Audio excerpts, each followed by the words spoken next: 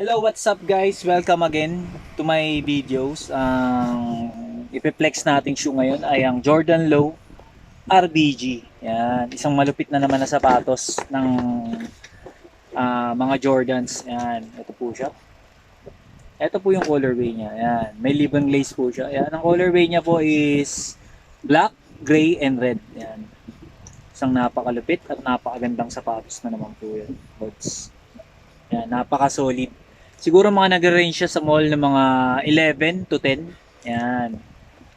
Yan, makikita nyo yan doon. Naka-display yan. Punta kayo sa Nike boutique or sa mga shoes boutique, makikita nyo yan doon. Yan na naka-display. Yan. Pero sa amin dito, yan. Napakamura lang po niya. Tsaka napaka-solid niya. Replica niya yan. Yan. Napakaganda niyan. Yan. Again, good quality leather. Foam, ganun din, malambot. Swak na swak yung paa nyo dyan. Komportable, malambot yung swelas. Malambot din yung leather niya. Spiky na yung rubber niya. Good quality na po yan. Yan. Isang napakalupit at napakagandang sapatos na naman po. Ito po.